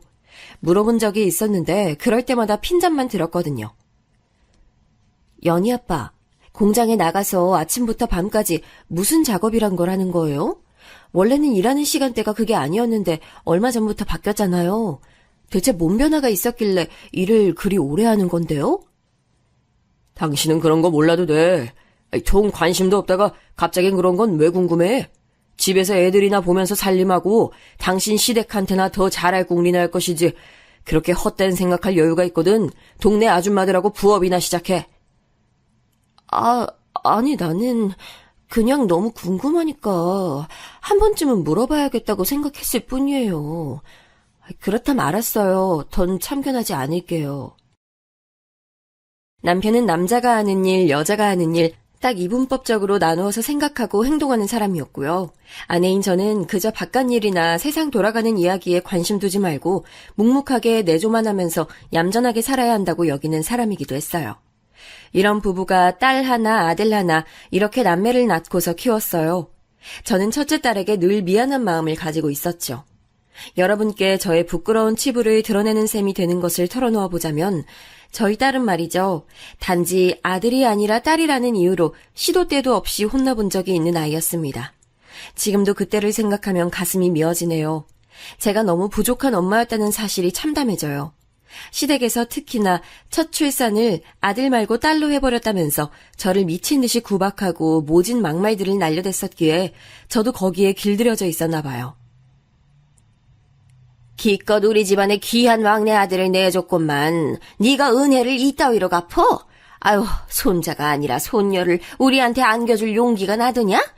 쥐뿔 하나 가진 거 없는 웬 거지 같은 년을 막내 며느리로 맞아주고 받아들여줬더니 아들 낳게 생겨서 그나마 그것 하나 봤던 건데 덜컥 딸을 낳어? 아유, 너는 네 서방 보기도 부끄럽지 않았니? 첫 아이. 제 딸을 낳고서 몸이 너무 안 좋았던 제가 몸조리라도 하려고 힘없이 누워있을 때 시어머니께서 그런 역성을 내셨던 것이 지금까지도 너무나 생생하네요. 그 고함에 놀란 저희 딸, 그 갓난 아기가 자다가 깨서 울음을 터뜨리자 시어머니께서는 저에게 당장 저것이 시끄럽게 하는 걸 막으라며 화를 내셨었죠. 그러면 저는 온갖 서름을 다 끌어안은 채로 딸을 품에서 달랬고요. 하도 그런 상황에 자주 처하다 보니까 저도 모르게 딸이 자라면서 시어머니나 시누이들에게 구박받고 차별받는 모습을 봐도 나서서 하지 마시라 이렇게 강한 제지를 하지 못하게 됐던 것 같아요. 딸을 낳았다는 이유로 온갖 손가락질을 받았던 것이 제 마음에 인으로 박혀 있어서 저를 움츠러들게 했던 거예요. 어렸던 딸이 얼마나 서럽고 힘들었겠나요? 저는 단지 배움이 짧았다는 핑계로는 용서가 안 될 만큼 부족한 사람이었던 듯 싶어요. 인격이 덜 자랐었던 것이죠. 자기를 지켜주지 못하는 엄마가 딸 입장에선 얼마나 미웠을까요? 딸이 저 원망 많이 했어요. 당하고 사는 바보 같은 엄마라고요. 그런데 딸은 저보다도 자기 아빠를 훨씬 더 많이 원망하며 미워했어요. 나는 진짜 친가 사람들 다 싫어. 명절이고 집안 행사 때고 다 보기 싫어. 이제는 더 이상 안 그럴 거야. 아빠가 싫어서라도 그쪽과는 거리 두고 살 거야. 뭐라고? 이런 불효 자식을 봤나? 할아버지 할머니 두 분 다 건강이 안 좋으신 요즘인데 네가 그런 말이 나와? 딸 자식 키워봤자 소용없구나. 아빠는 그런 말씀 하시면 안 되지. 여태까지 아빠가 뭘 했는데? 나 어렸을 때 친가 사람들이 전부 다 나 미워하고 우습게 보고 무시하고 그럴 때 아빠 뭐 했냐고. 엄마가 할머니한테 나쁜 소리 듣고 온갖 고생할 때 아빠 모른 척 했잖아. 내가 그거 뻔히 다 아는데 어떻게 아빠를 원망 안 해? 그래서 남편이랑 딸은 사이가 안 좋았어요. 특히 딸이 사춘기를 지나면서부터는 아이의 부녀 사이가 단절될 정도였죠. 딸은 충분히 울분에 찰 만한 입장이었으나 남편은 그걸 이해하지 못했어요. 본인은 밖에 나가서 돈 벌어왔으니 그것으로 가장으로서 의무를 다한 거고 매사에 떳떳하다는 입장이었죠. 남편과 딸의 첨예한 대립은 그래서 융화가 될 수 없었습니다. 독불장군이었고 맨땅에 헤딩을 할지언정 자기가 틀렸다는 걸 인정하기 싫어하고 남의 말 수용하는 걸 못했던 남편. 그런 남자가 결혼 이후로 처음 괴로움에 머리를 감싸준 모습을 제가 보게 됐어요. 그것은 우리 부부가 막 살림을 합쳐 살게 됐을 적에 친분을 쌓았던 이웃 부부의 소식 때문이었죠. 저희 두 사람보다도 당시에는 사정이 궁핍했었거든요. 그런데 그 이웃 부부가 아파트를 사서 입주했더라고요. 그걸 듣고 남편이 놀라다 못해 절망한 거였죠. 게다가 그로부터 며칠 지나지 않았을 때 남편이 문득 어찌 살고 있나 궁금해진 고향 친구한테 연락을 해봤는데 비싼 신차를 뽑았다는 소식을 들은 거예요. 백날 열심히 해봐야 이렇게 해서는 돈을 못 버는구나. 내가 이렇게 살아서는 처참한 꼴을 영영 못 면하겠구나. 이대로는 안 되겠어. 죽이 되든 밥이 되든 뭐라도 해봐야지. 머리를 싸매고 괴로워하던 남편이 눈을 번뜩거리더니 저렇게 선언했어요. 남편의 작은 공장이 무리하게 규모를 확장했다고 좀 아까 말씀드렸죠? 바로 이런 일 때문에 그랬답니다. 자기보다 분명히 못했던 이들의 도약에 충격을 받아서요. 그리고 이건 역시 말씀드렸지만 제가 남편 공장 일에 대해 하나도 몰랐어요. 그래서 이때도 대체 뭘 어떻게 공장을 키운다는 것인지 전혀 알 수가 없었어요. 남의 돈 벌어주는 걸로는 절대 안 돼. 내 돈을 벌어야 돼. 내가 사장이고 내가 대표야. 연희 아빠, 갑자기 왜 이렇게 격양이 됐어요? 내가 잘은 모르겠지만 무슨 위험한 발상하고 있는 건 아니죠? 위험한 선택하기 전에는 나와 우리 애들도 생각해줘요. 혹시라도 공장 날아가면 우리는 다 어떡하라고. 모르면 말 얹지 마. 괜히 쓸데없는 노파심 부리지 말라고. 내가 누누이 말했지만 당신은 그냥 살림이나 잘하고 성현이 싸가지 없는 성격이나 고쳐놓고 집에서 인형 눈깔이나 붙여. 저는 남편의 일이 염려됐지만 으름장 한 번에 고개를 숙였었네요. 우리 부부는 그런대로 화목함을 유지하며 살았지만 서로에게 속내를 다 터놓고 사는 부부는 아니었어요. 솔직히 말씀드리자면 그때는 그러한 걸 의식조차 못했었네요. 남들도 다 이렇게 살겠거니 하는 생각뿐이었어요. 미묘한 단절이 존재했던 저희 가정. 남편은 공장의 규모를 키운 뒤 이막의 지평을 열었고 딸은 시집을 가서 외국으로 떠나버렸어요. 제가 일찍 결혼을 했기 때문에 괜히 딸은 결혼을 늦게 갔으면 하는 소망이 살짝 있었는데요. 결코 뜻대로 되지 않더군요. 사위는 동남아의 공장을 가동하고 있는 회사에 다니고 있었는데 저희 딸과 결혼 후에 현지로 발령을 받았어요. 몇 년이 지나고 이제 그곳에서 다른 일이 새로이 잡게 되는 바람에 귀국하지 않고 계속 타지 생활을 이어나가게 됐고요. 손주들도 외국살이를 한 거죠. 태어났을 때와 잠깐씩 한국에 들어왔을 때 말고는 외국에 있었으니 손주들에게는 모국이 오히려 낯선 실정이랍니다.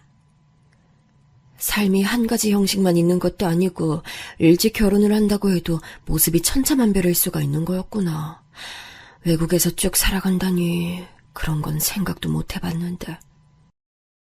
처음엔 딸의 선택에 많이 놀랐고 걱정으로 밤잠을 설칠 때가 많았으나 시간이 흐르면서 딸의 인생이 참 다채롭고 멋져 보인다는 것을 스스로 인정하게 됐네요. 첫째가 딸, 둘째가 아들이라 말씀을 드렸죠.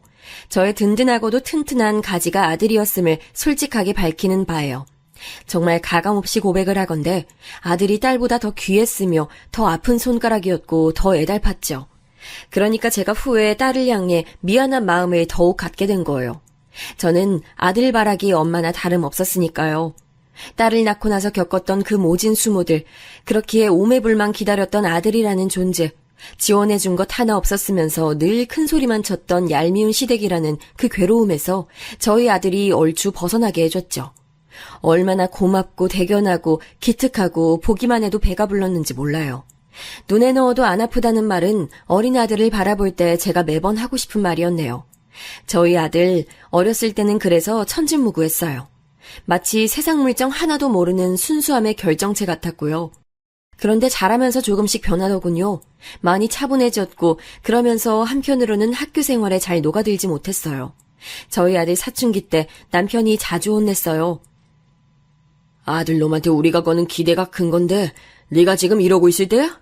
정신 차려라 이놈 자식아. 네가 잘해야 우리 가족이 사는 거야. 모든 게 너한테 달렸는데 왜 그걸 몰라? 저희 아들은 사춘기 때 감수성이 유난히 예민했었는데 그걸 이해하지 못했던 남편이 자꾸만 소심한 모습 보이지 마라. 친구 하나 없이 다니는 건 찌질한 놈이나 하는 짓이다.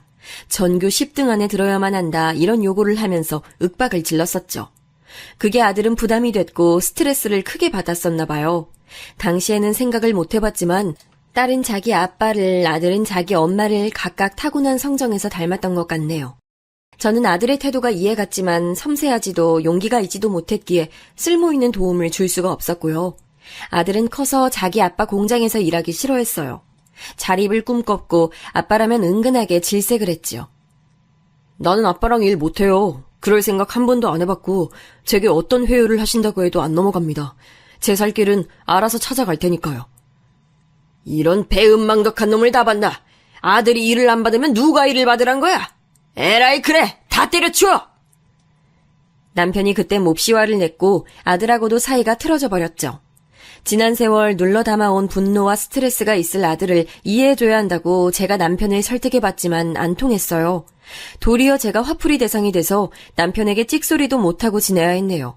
직장을 잡아서 지내던 아들이 새로 만나는 여자가 생겼다고 하더니 결혼하겠다고 그러더군요. 제가 얼마나 놀랐고 한편으론 서운했는지 몰라요. 벌써 결혼을 하겠다고? 난 우리 아들이 적어도 2-3살은 더 먹고 나서 장가 들겠다는 얘기 해올 줄 알았는데 네 누나야 후딱 시집 가버렸다지만 그건 벌써 몇 년 된 이야기고 요즘은 결혼들 늦게 하는 추세라잖니.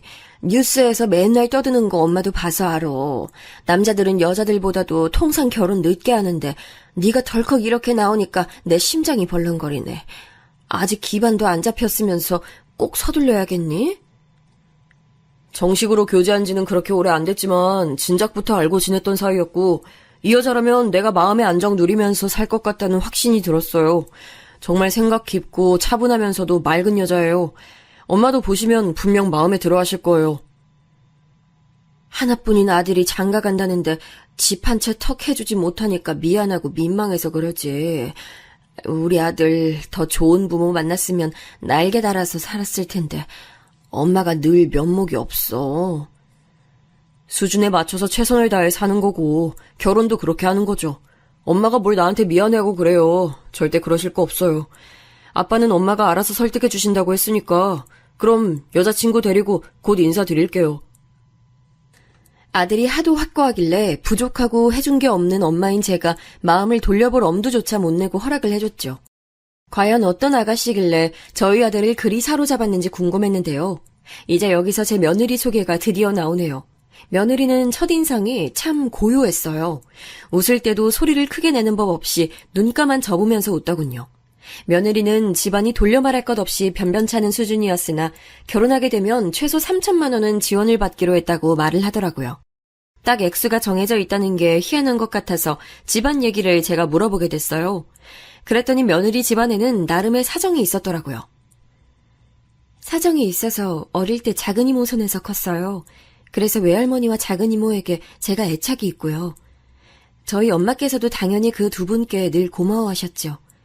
그런데 외할머니께서 크게 건강 문제를 앓게 되시고 작은 이모마저 정신질환으로 갑자기 치료를 받게 되시면서 엄마께서 그 두 분에게 매달려 지내게 되셨고 아빠께서는 여기에 불만을 품으셨어요.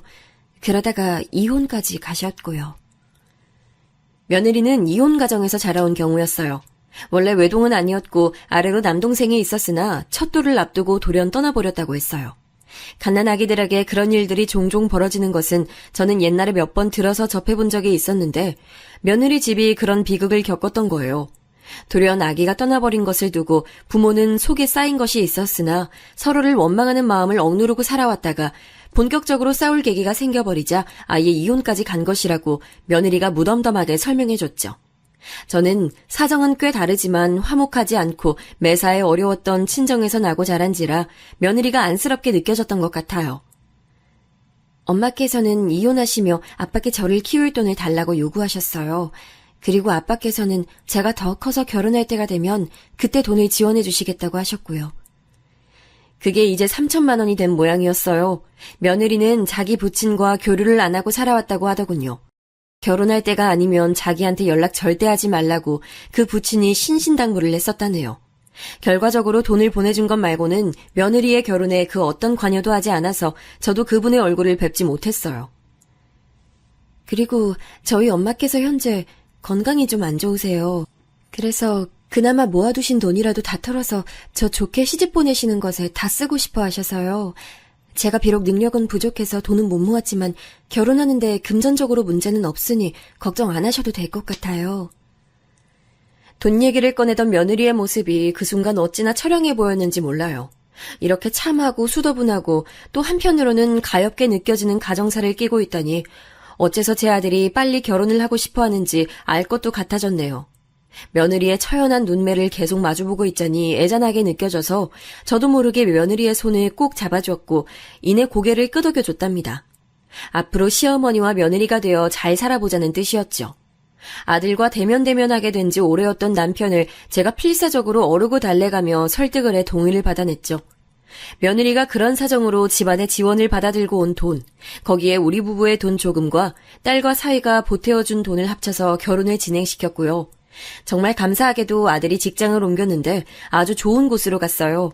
덕분에 아들이 대출을 받아서 깨끗한 건물에 빌라 전세를 얻어 신혼생활을 시작할 수 있었죠.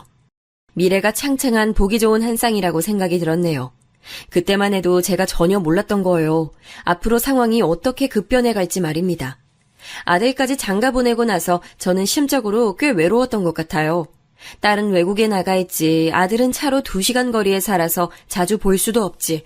그러니까 제가 이상하게 고립된 기분이 들더군요. 속이 그냥 허했어요. 못난 엄마 주제에 자식들에게 폐를 끼치게 될까봐 우는 소리나 하겠답시고 연락하는 짓은 절대로 못했고요. 혼자 끙끙 소가리를 하고 있었죠. 그런데 그 시기에 괴로운 건 저뿐만이 아니었던 거예요. 남편의 공장 상황이 엄청나게 힘들어진 상태였고 이게 설마 일이 더 커질까 싶었는데 결국은 수습이 안 돼서 부도 처리가 나버렸어요.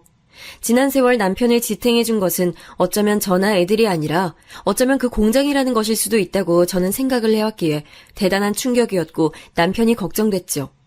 자존심에도 큰 상처를 입은 남편은 도무지 정신을 차리지 못했어요. 결국 다 지나갈 일이라고 이렇게 좌절하지 말라고 제가 귀에 대고 소리쳐봐도 듣질 않았어요. 아마 술 때문에 더욱 그런 듯 싶었어요. 원래도 술을 좋아하는 사람이긴 했지만 공장의 부도 이후로는 아예 술독에 빠져 살았어요. 계속 사는 게 의미가 있나? 살아봤자 내가 좋은 꼴을 볼 수 있을까? 난 그런 생각이 안 드는데. 그런 불길한 소리를 중얼거렸던 남편은 이상하리만치 비도 안 오면서 사흘 내내 날씨가 흐리고 우중충하던 때에 극단적 선택을 하고 말았습니다. 말도 안 하고 집에서 사라진 남편 때문에 한숨을 제가 쉬고 있었는데 연락을 받았어요. 경찰인데 강원도라고 했죠. 거기까지 가서 남편이 그런 선택을 했고 이미 이 세상 사람이 아니라는 것을 제가 눈앞이 노랗게 됨을 느끼며 잠시 졸도를 했었네요. 살면서 그런 충격, 뇌리에 전류가 꽂히는 것 같은 끔찍한 감각은 처음이었어요. 황급히 귀국한 딸이 장례식장에서 동분서주했는데 사위는 안 보였죠. 현지의 회사 사정이 무척 긴박하다고 그랬어요. 딸의 설명을 들은 제가 덜컥 겁이 났죠. 만약에 사위가 몸을 담고 있는 공장이 잘못돼서 그로 인해 좌절하고 제 남편처럼 허망한 선택이라도 한다면요. 너는 여기 오래 머물 생각 말고 얼른 돌아갈 준비해. 애들도 있는데, 응? 애들 봐야 하는 엄마가 집을 오래 비우면 못 써. 난 괜찮으니까 절대로 걱정 말고. 알았지? 건서방 힘들 텐데 옆에서 네가 잘 붙들어주고. 아무렴 지금 엄마보다도 더 힘들겠어? 엄마 걱정돼서 내가 며칠 더 머물까 싶은데 왜 이렇게 강경하시대? 딸은 머뭇거렸지만 저는 마음 금세 추스릴 거라고 문제없다고 자신만만한 척을 했어요. 그렇게 딸은 다시 출국을 했고 아들 며느리는 차로 2시간 거리에 저는 주변에 금방 기운을 차린 듯 연기를 하고서는 실상은 허한 심정을 안고 집에서 밥도 잘 못 먹으면서 지내고 있었어요. 그런데 어느 날 부동산 사장님의 연락을 받은 것이죠. 그때 앞불싸 싶더군요. 제가 하도 경황이 없어서 이걸 잊고 있었어요. 남편 공장 부도나고 있는 돈 다 써버리고 그러고 나서도 부족해서 이 집을 내놨었죠. 제법 오랜 세월의 추억이 담긴 집도 돈 문제 앞에서는 포기할 수 있는 것이 되더군요. 제가 하는 수 없이 죽어도 폐를 끼치고 싶지만은 않았으나 아들의 안부 전화가 걸려왔을 때 솔직하게 처지를 터놓고 말았어요. 그러자 아들이 깜짝 놀라면서 당장에 저를 불렀죠. 엄마, 안 그래도 한창 회사 일 바빠지기 시작할 때 아빠가 그렇게 되셔서 내가 너무 정신을 쏙 빼놓은 채 장례를 치렀구나 싶은 생각에 요즘 얼마나 괴로웠는지 몰라요. 엄마한테 연락을 드리는 것마저 죄송스러웠을 정도예요. 그런데 그렇게 집을 넘기게 됐다니 이제 엄마 어디 가실 데도 없고 새로 집을 구하셔야 되는 상황인데 당연히 제가 모셔야죠. 엄마, 아들하고 며느리 뒀다가 뭐 하시려고요. 이럴 때 함께 지내셔야 하지 않겠어요? 정말 고마울 따름이었고 제게 마땅한 선택지도 없었기에 오갈 데가 없어서 아들 며느리 사는 집으로 갔어요. 며느리에겐 미안한 마음이 들어서 어쩔 줄 몰랐는데 저를 해사하게 맞아주는 것을 보고서는 제가 감동을 했었죠. 어머님, 부디 앞으로 편하게 지내세요. 이제 어머님이 사시는 곳이니까 여긴 내 집이다 하고 지내시면 돼요. 엄청난 일이 일어난 후에 어머님을 이렇게 모시게 돼서 다행이라고 생각하고 있어요. 저희 어머님 염려돼서 늘 고민 많았거든요. 그렇게 말해주니 정말로 고맙네. 내가 최대한 민폐 안 되도록 지내볼게. 민폐라니요, 어머님. 마음 아프게 그런 말씀 왜 하시는 거예요? 너무 속상해요. 어머님이 어떻게 지내시든 그건 절대로 민폐가 될 수 없으니까 아무런 걱정하지 마시고 그냥 마음 다 내려놓고 지내주셨으면 좋겠어요. 그때 며느리가 말을 얼마나 예쁘게 해줬는지 몰라요. 너무 고마워서 제가 울컥한 심정으로 고개만 끄덕였었네요. 제가 며느리와 화기애애한 분위기를 만들자 그 옆에서 아들이 무척 기뻐했어요. 특히나 마음씨 고운 며느리의 태도에 아들은 눈물까지 살짝 고였었고요. 남편의 갑작스런 죽음이 너무 충격적이라 아직도 사실은 저의 현실로 와닿지 않고 있었으나 저는 거주 환경을 이렇게 바꿈으로써 다시 살아갈 동력을 얻는 거라고 그런 긍정적인 생각을 하려 애썼네요. 무슨 일이 있어도 자식들에게 짐이 돼서는 안 된다는 생각을 확고하게 가지고 살아왔던 저였기에 혹시 제 존재가 아들에게 불편한 걸림돌이 될까봐 초반에는 매우 노심초사했어요. 특히나 저도 모르게 며느리 쪽의 눈치를 살피게 되더군요. 결혼할 때까지만 해도 자기가 시어머니를 한 집에 모시게 될 줄 며느리가 어디 상상이나 했겠나요. 그 심장을 헤아려 보니 너무나도 미안해서 어려운 상황 만들지 않도록 제가 애를 썼죠. 며느리는 평일마다 점심시간에 집에서 멀지 않은 아담한 식당에 일을 나갔어요. 거기서 설거지와 홀 청소를 하고 있었더라고요. 왔다 갔다 하는 시간까지 합치면 3시간씩 고정적으로 그때 집을 비웠고요. 나머지 시간은 주로 컴퓨터 앞에 앉아서 자판 두드리며 일을 했지요. 출판물은 글을 쓰고 나면 맞게 썼는지 점검을 하고 출판을 한다고 하는데 며느리가 이 점검 일을 했다고 한 것 같아요. 신축이라 깔끔하지만 널따란 건 아니었던 그 집에서 저는 며느리 일하는데 제가 방해가 될까봐 늘 조용히 하면서 되도록 그 시간이면 주변 산책이라도 나갔어요. 집을 제가 아예 비워주는 게 며느리 입장에서는 최고가 아닐까 싶어서 그렇게 했었네요. 저는 며느리가 외출할 때만 TV를 켰고 부엌에서 사부작거리며 반찬들을 미리 만들어놨죠. 참고로 저희 아들은 그때 한창 회사에서 자리를 잡으려고 용을 써대던 시기라 무척 바빴고 집에 오면 많이 피곤했는지 골아떨어지게 일쑤였어요. 그러면서도 며느리에게 저를 잘 부탁한다는 말은 어찌나 해댔는지 몰라요. 제가 자꾸 그러면 듣는 며느리 입장에서는 난처할 거라고 말을 해도 아들은 아른곳하지 않았으니 제가 민망할 정도였죠. 엄마가 혹시 우울해하실까봐 나는 그게 너무 걱정이야. 아무래도 자꾸 신경 쓰이네. 우리 엄마 괜찮으셔야 할 텐데. 아들은 바쁘고 정신없는 자기 처지와 한계가 있는 체력에 아쉬워하면서 제 염려를 해댔죠. 그러면서도 저와의 일상을 문제없이 부드럽게 이어가고 있는 며느리에게 아들은 무척이나 고마워하고 있었고요. 자기가 결혼 한번 잘한 것 같다면서 뿌듯해하더라고요. 자기 모친에게 잘하는 배우자를 예뻐하지 않을 사람은 세상에 없을 거라는 아들의 말에 저도 따라서 미소로 화답을 해줬었는데요. 그러나 제가 여러분께 말씀드리고 싶은 것은 그때 즈음부터 저의 생각은 슬슬 아들의 의견과 달라지기 시작했다는 거예요. 이게 뭔 말인가 하면 제 눈에는 도리어 남편 일은 제가 아니라 며느리 쪽이 한껏 우울하게 보였다는 것이죠. 처음엔 그런 식으로 생각해보지 못했는데 한번 얘가 좀 우울한가라는 인식이 머릿속에 들어왔더니 며느리가 계속 그렇게 보이더라고요. 우울해서 왠지 기운이 없는 듯한 그런 모습 있잖아요. 제가 며느리한테 아무 부담 주고 싶지 않아서 대화를 잘 거는 것도 아니었습니다만 그래도 짧은 얘기나만 나누면 며느리가 어딘가 정신이 빠져 보인다는 인상을 받을 수 있었어요. 어찌 보자면 저에게 태도를 건성으로 하고 있는 듯도 싶었죠. 지켜보던 제가 조마조마해서 하루는 아들에게 몰래 말했어요. 며느리의 상태가 어딘가 독특한 것 같다는 저의 판단을 말이죠. 그랬더니 아들이 펄쩍 뛰듯 놀라면서 바로 부인을 하더군요. 원래 사람 자체가 차분하고 가끔은 혼자 공상에 잠겨있는 취미가 있을 뿐이야. 나랑 연애할 때도 종종 그랬어. 자기 입으로 자기는 사색을 즐기는 사람이라고 했었고. 엄마, 무슨 걱정하시는 건지는 알겠는데 단순한 노파심이에요. 아들의 말을 듣고 보니 일리가 있더군요. 제가 너무 기우를 부렸구나 싶었어요.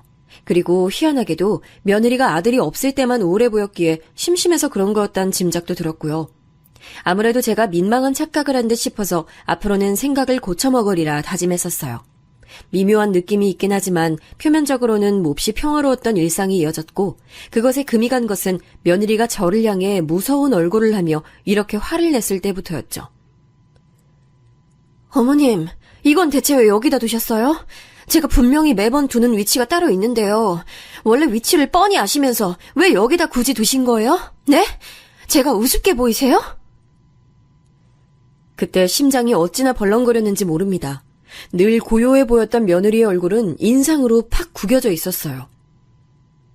내가 별 생각 없이 그랬구나. 아유, 미안하다. 앞으로는 주의하마. 직접 말씀하셨으니 앞으로는 꼭 주의해주세요. 다음에 또 이러시면 그때는 어머님이 저랑 싸우시고 싶다는 의미로 받아들일게요. 세상에나 제가 알던 며느리가 맞나 싶었습니다. 사실 그동안에도 저를 가끔씩 흘겨본다는 느낌을 받았던지라 찝찝한 구석이 있었는데 속으로 혼자 착각이겠지 하며 애써 넘겼거든요. 그런데 그게 착각이 아니었나 보더군요. 앙칼진 걸 넘어서 포악한 며느리의 본성에 놀란 저는 적응할 틈도 없이 저에게 쏟아지는 무차별적인 혐오를 마주해야 했어요. 또 집구석에 틀어박혀 계셨네. 밖에 나갔다 와서 어머님 이렇게 바로 보는 거 제 입장에서는 너무 불쾌하다고 말씀을 드렸는데요. 왜 떡하니 거실에 계세요? 일부러 이러시는 건가요? 며느리 괴롭혀 보시려고? 아니야. 그건 오해야. 네가 들어올 때 내가 집에 안 있으려고 산책을 오늘도 맞춰서 나갔는데 설마 네가 평소보다 훨씬 늦게 귀가할 줄은 몰라서 내가 시간 조절을 잘 못했구나. 아예 안 돌아오셨으면 됐을 일을 어렵게 돌아가시네요. 정말 지긋지긋해. 찰거머리가 따로 없네. 뭐라고? 너 이제 아주 작정하고 막 나가자는 거니? 우리 아들 앞에서는 안 그러면서 나랑 둘이 있을 때만 돌변하는 것도 내가 지금까지 참아줬다만 네가 이렇게 정도를 모르고 군다면 나도 가만히 있을 수 없어. 어머? 가만히 안 있으면 뭐 어쩔 건데요. 불청객 주제에 적반하장으로 나오시네? 그놈의 우리 아들 타령도 지겨워요. 들을 때마다 짜증나서 환장하겠다고요. 어머님, 대체 언제 나가실 거예요? 언제쯤이면 이 집에서 사라지실 거냐고요?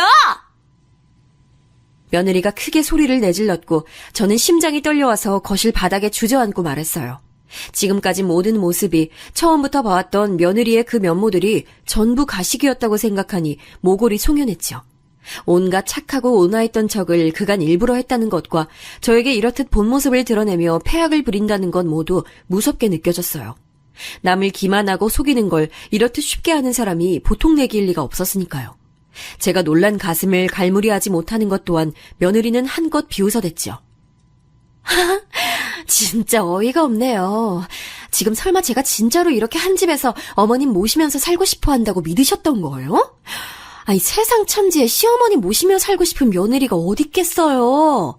어머님, 양심이라는 게 있긴 하세요? 저를 마음껏 조롱해댔던 며느리는 그러나 아들 앞에서라면 조신하고 얌전한 척을 했어요. 그 때문에 제가 공포에 질려야만 했죠. 안 당해보신 분들은 짐작이 어려우실 거예요. 나에게 악마 같은 모습을 보이니까 타인 앞에서는 천사표 웃음을 지어 보이는데 어찌 두려운 마음이 들지 않을 수 있었겠나요? 그러나 저는 다름 아닌 며느리가 기만하고 있는 상대의 엄마였잖아요. 제 자존심이고 받은 상처고 이건 나중의 문제고 아들이 아무것도 몰라서는 안 된다는 생각이 먼저 들었어요. 용기가 생겨났고 보다 못한 제가 셋이 함께 있는 자리에서 며느리의 만행을 까발렸죠. 그랬더니 화들짝 놀란 아들과는 반대로 며느리가 씁쓸한 미소를 지으며 이렇게 말하더군요. 예상했지만 역시나 어머님께서 아버님을 슬프게 보내시고 그 스트레스로 정신상태가 불안해지셨나 봐요. 앞으로는 제가 더 잘할게요. 어머님 정신상태가 이토록 예민하게 변한 데는 며느리인 제 탓도 있는 거겠죠. 제가 잘해드리고 매사에 챙겨드렸어야 했는데 너무 부족했나 봐요.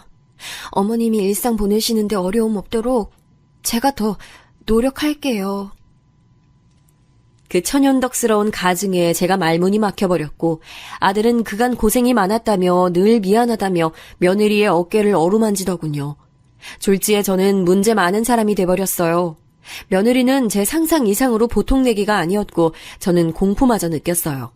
어느 날 제가 하도 잠이 안 와 물이나 마실까 하고 방에서 나왔는데 아들 며느리 방에서 말소리가 작게 들려오더군요. 직감적으로 제 얘기인 것 같아서 방문에 귀를 대고 들어왔어요.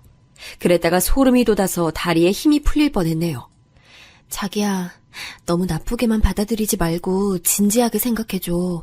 내 생각에는 어머님이 혹시 치매가 오신 건 아닐까 싶거든.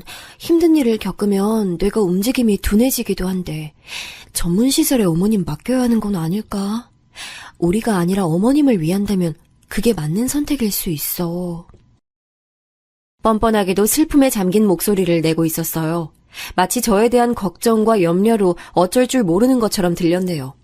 저는 며느리의 그 말을 듣고서 잠시나마 스스로를 의심하기까지 해봤어요. 왜냐하면 제가 진짜로 치매여서 환청환각에 당하고 있나 싶었거든요. 그러나 저는 정신이 멀쩡했어요. 그만큼 철저히 연기를 하는 며느리가 무서운 인물이었던 것이죠. 그런 존재와 결혼 생활을 영위한다면 나중엔 저희 아들이 위험한 상황에 빠지는 건 아닌가 싶어졌어요. 며느리가 무척 치밀하고 겉으로 보기에는 차분하고 참해 보이니 저희 아들도 언제든 억울하고 괴로운 피해자가 될 수도 있는 노릇이었죠. 실제로 저희 아들은 제가 몇 번이고 며느리의 태도가 수상하다고 말을 해봐도 꿈쩍 안 했어요. 도리어 며느리를 오해당하는 불쌍한 사람이라 봤고요. 내가 빠져주는 걸로 끝나는 문제가 아니구나. 괘씸하고 분해서뿐만이 아니라 내 자식을 위해서라도 내가 응징을 해야 돼. 며느리는 제가 바보 같고 수동적이고 머리는 조금도 굴릴 줄 모르는 인물이라 여겼기에 막무가내로 제 앞에서 본성을 드러낸 것이었으나 저는 굳센 다짐을 마친 후로 방안까지 떠올려낸 뒤였죠. 대비를 해놓고 난 뒤 어느 날 친정에 다녀온다던 며느리가 몹시 안색이 나빠진 채로 귀가했어요. 안 좋은 일이라도 겪은 모양이었는데 아들은 아직 퇴근 전이었죠. 저에게 화풀이를 할 것 같았는데 역시나였어요. 우리 외할머니 돌아가시고 우리 엄마 아프고 우리 작은 이모 제정신 아니고 내가 사랑하는 가족들은 지금 다 그렇게 됐는데 어머님은 뭐예요? 뭔데 멀쩡하게 제 눈앞에서 알짱거리고 계세요? 이유는 모르겠으나 감정이 몹시 격해 보이는구나. 일단은 진정하고 가라앉히는 게 어떠니? 지금 내가 진정하게 생겼어? 당신 때문에 짜증나 죽겠는데 언제 꺼질 거야, 이 노인네야. 진짜 내 손으로 치워버리기 전에 직접 네 발로 제발 좀 꺼져. 며느리가 악다구니를 썼고 놀라서 뒷걸음질 치던 제가 엉덩방아를 찧었으나 며느리는 괜찮냐고 묻지도 않고 도리어 저를 내려다보면서 깔깔 웃었어요. 저를 향해 빨리 이 집에서뿐만 아니라 이 세상에서 꺼져줬으면 좋겠다는 말도 하더군요. 등줄기에 소름이 돋아났네요. 아들이 귀가하자 며느리는 아무렇지 않은 척 순한 웃음을 지었고요. 저에게도 말을 살갑게 건네더군요. 저는 두 주먹을 불끈 쥐며 그 모욕적인 순간을 버텨냈어요. 그리고 다음 날 아들과 따로 밖에서 대화를 나눴죠. 제가 또 며느리 얘기를 꺼내자 아들이 이제는 그만 듣고 싶다는 듯 고개를 저었는데 그때 제가 아들에게 무언가를 내밀었어요. 그건 바로 제 휴대폰이었는데 어제 저녁에 벌어진 만행의 현장이 동영상으로 촬영되어 있었답니다. 엄마, 이게 대체 뭐예요? 지금 이런 무서운 막말을 퍼붓는 영상 속 여자가 내 와이프 맞아요? 아니, 엄마는 바닥에 쓰러져도 또 심한 말을 계속 들으셨고요? 아니, 이게 말이나 되는 거예요? 엄마, 난 지금까지 이런 줄도 모르고 엄마가 스트레스로 거짓을 말씀하시는 줄로만 알았어요. 죄송해요. 너무나 죄송해서 미치겠어요.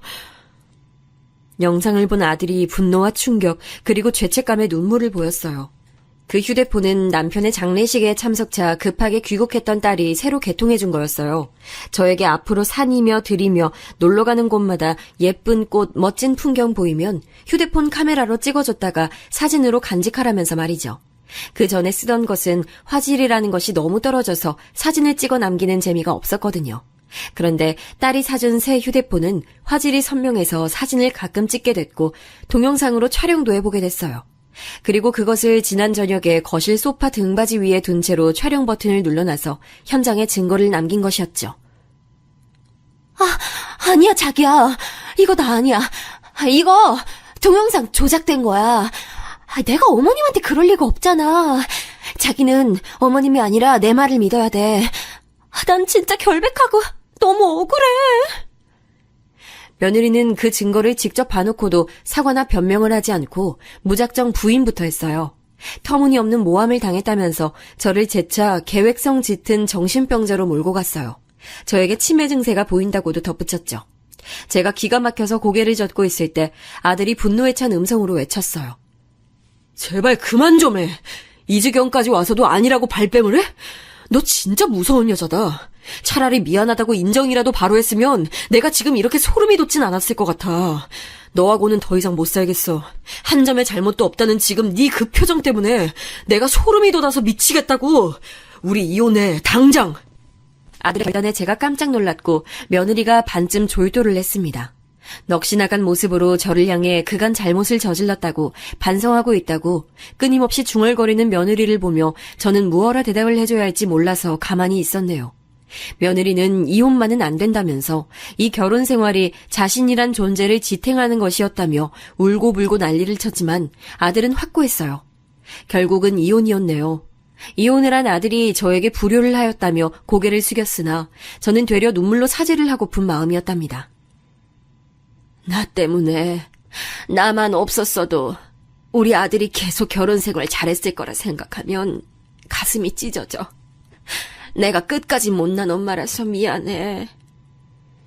아들은 제발 그렇게 생각하지 말라며 제 손을 붙잡았고 둘이 엉엉 울었습니다. 막막했는데 딸이 한국에 들어왔어요. 그간 저를 너무 모른 척 내버려 두었다며 이제 함께 출국하자는 말을 듣고 제가 놀라지 않을 수가 없었네요. 아무리 그래도 저는 우리나라에서 계속 사는 게 운명인 것만 같았고 무엇보다 아들이 여기 있는데 떠날 수가 없어서 고개를 저었어요. 그러자 며칠 후에 손주들이 한국으로 왔죠. 현지에서 바쁜 서인은 저에게 전화를 해대며 간청했어요. 장모님, 들으셨겠지만 저희 가족은 지금 이 나라를 떠나서 다른 곳에 정착할 계획을 세우고 있어요. 장모님도 부디 함께 하셨으면 합니다. 그냥 드리는 말씀 아니에요. 사위의 간절한 목소리와 함께 가자고 졸라대는 손주들의 애교에 제가 고심이 깊어졌는데 딸이 그러더라고요. 허망하게 떠난 제 남편을 생각해보라고요. 이 넓은 세상을 너무 좁게 살다가 간 인생을 가까이서 보지 않았냐고. 한 번뿐인 인생을 그리 살다가 떠나는 건 아깝다 생각하지 않냐고. 딸이 그렇게 말을 하는 것에 제 마음이 흔들리고 말았죠. 제가 사실 남편이 떠났을 때 그 생각을 했었거든요. 이 미련한 사람, 너무 재미없게만 살다 갔네요. 나를 만나지 않았다면, 다른 여자와 결혼했다면 달리 살았을까. 훗날 저승에서 만나거든 내가 세상 이야기 보따리 한아름 들고 갈 테니 그때 들어줘요. 이대로 이 좁은 일상을 살아간다면 남편에게 나중에 해줄 말도 별로 없을 듯 하더군요. 그래서 딸의 뜻을 따르는 것으로 했어요. 아들은 당분간 일에만 매진하며 살 계획이라고 했고요. 저는 그렇게 생각해 본 적도 욕심내 본 적도 당연히 없었던 해외살이를 시작했어요. 정신없이 하루하루가 금세 흘러가더군요. 이혼하고 딱 1년이 되었을 때 아들은 새로 여자친구를 만들었어요. 상대 쪽에서 아들에게 끈질길이 많지 마음을 표현해서 사귀게 됐는데 이변이 없으면 결혼까지 갈 것 같다는 얘기를 듣고 제가 흐뭇해졌죠. 한국에 들어갔을 때 마중 나온 아들을 만났는데 저에게 알려줄 내용이 있다면서 미묘한 표정을 짓더군요. 도대체 무슨 이야기이길래 저런 표정으로 말을 하나 싶었는데 다름 아닌 전 며느리의 얘기였어요. 알고 보니까 정신적으로 문제가 있었다네요. 엄마, 조현병이 뭔지 아시죠? 들어보셨죠? 아무래도 그 영향이 그때도 있었나 봐요. 초기 조현병이라고. 그런 진단을 3개월 전에 받았대요. 세상에 어쩜 그럴 수가. 나는 설마 걔가 그럴 줄은 상상도 못했는데. 아유, 정신이 아팠다니 이걸 어쩌면 좋니. 살 날 한참 남은 젊은 여자가 가여워서 어쩐다니. 안 됐다는 생각부터 들었고 제가 혹시 정신이 아팠던 사람에게 심히 무정하였나 싶어서 속이 울렁거렸어요. 그러고 보니 전 며느리는 자기의 작은 이모가 정신과 약을 먹고 있으며 치료를 받아왔다고 했던 게 생각났어요. 집안 내력이 있었구나 하는 추측이 그제서야 들었죠. 고심하다가 저는 아들 몰래 전 며느리의 모친인 전 사부인께 연락해서 찾아뵀어요. 저에게 고개를 푹 숙이시더군요. 저희 딸애가 자기 정신에 문제가 있다는 걸 인정 안 하려고 들어서 그것 때문에 참 힘들었네요. 분명한 진단을 받고 나서도, 소견서를 읽고 나서도 딸은 부정했어요. 자기한테 정신병이 있을 리가 없다고 생각했죠. 절대 치료를 안 받을 거라며 버텼어요. 그러다가 자기 이모가 약 없이는 일상생활 못하는 걸 자기 눈으로 재차 지켜보더니 마음을 고쳐먹었어요. 그래서 지금은 괜찮은 상황이에요. 딸에게 그런 문제가 있다는 것을 속일 의도가 없었음을 재차 말씀드리고 싶어요. 정말 죄송했습니다. 건강이 안 좋으셔서 안색이 나쁘셨는데 그런 분이 사과까지 하시는 것에 저는 가슴이 미어져서 실례인 것도 있고 그 앞에서 오열을 해버렸어요. 그러자 그분도 울음을 터뜨리셨고 그것으로 인연의 마무리를 슬프게 마무리 지었네요. 생각할수록 마음이 복잡해져요. 먼저 떠난 제 남편을 떠올릴 때도 그렇고요. 우리 부부의 본질은 어쩌면 비슷했거든요. 배운 것은 많지 않고 늘 가난했고 그래서 바쁘고 정신없게 살며 푼돈을 손에 쥐는 모습만 주구장창 봐온 이들이었죠. 비약하자면 한마디로 힘들게 벌어서 하루하루 살기에만 급급했었던 부류였네요. 그렇게 살지 말 것을 그랬죠. 그나마 저에게는 앞으로 남은 시간들이라도 있다지만 먼저 떠난 남편의 인생을 생각하면 씁쓸합니다. 여러분도 살면서 나머지 사람들끼리만 행복해져도 괜찮은 건가 하는 의문으로 고민해 본 적이 있으실지 궁금해지네요. 제가 늘 그런 상태에 머물러 있어서 그런가 봐요. 단 한 가지 분명한 것은 저는 제 자식들이 잘 살기를 늘 바라왔다는 것이에요. 그것에 의지해서 묵묵히 정신을 다잡고 살아가는 중이네요. 머릿속이 복잡한 저에게 다양한 삶의 이야기를 들려주는 사연에 빠지다 채널이 있어 일상의 작은 위안이랍니다. 저의 사연이 어떤 분들에게 어떤 의미가 될지 모르겠으나 들어주신 모든 분들의 인생에 행운이 가득하길 지금 이 순간 기도해 보겠습니다.